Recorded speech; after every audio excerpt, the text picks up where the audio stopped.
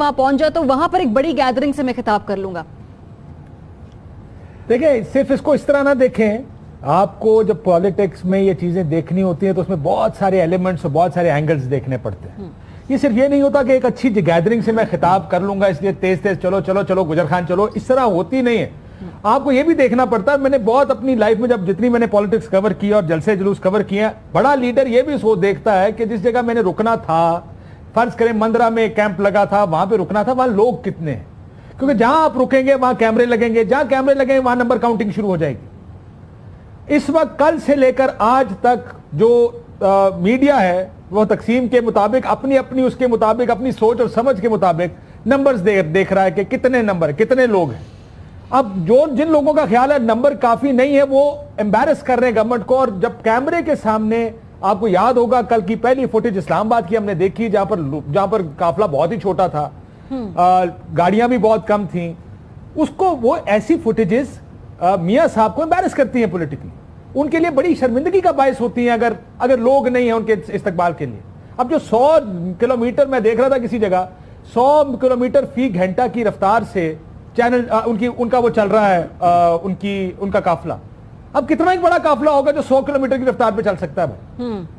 बड़े काफिले तेज चल ही नहीं, 15 गाड़ियां 100 kilometre. Let's not get into numbers, पर वो बड़ा काफिला नहीं हो सकता। नहीं काशिफ, नंबर्स की हम इसलिए बात करते हैं कि जब हम पहले कहते थे कि जी पीटीआई वाले बंदे नहीं निकाल पाए, तब कहते थे नंबर्स डोंट मैटर। तो क्या अब यहां पर भी नंबर डू दे मैटर? देखिए, नंबर्स ऑलवेज मैटर। आप देखें, आपको याद होगा जिस वक्त इमरान खान साहब के जलसा 14 अगस्त का जलसा आपको याद है इस्लामाबाद में जो हुआ था जी, तो उस पर तो बड़ी तनकीद हुई थी कि सर आपके तो बंदे गायब हो गए। इस्लामाबाद में आप इशारा करते थे, लोग इकट्ठे हो जाते थे और इमरान खान के बाद जलसे में नंबर कोई नहीं आ रहे। आपको चेरिंग क्रॉस का जलसा याद होगा, आपने खुद फील्ड में, मुझे याद है, खड़े होकर वो कवर किया था और नंबर्स की बात हो रही थी और आप खुद आपने कहा था, मुझे अब भी याद है, हम लाहौर से वो जलसा सारे सब पूरी टीम कवर कर रही थी, आपने कहा था नंबर कोई नहीं है, बड़े कम लोग आए हैं, हो सकता है बाद में ग्रो करे। आप उसको भी छोड़ दें, 30 अक्टूबर से शुरू करें।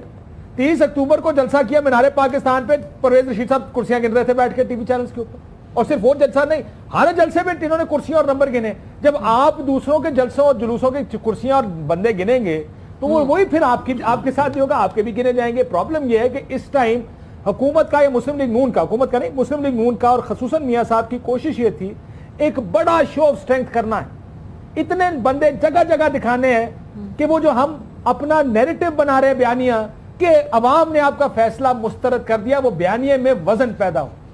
अब वो वजन उसी वक्त पैदा होगा जब आपकी जो शो है वो नजर भी आएगी।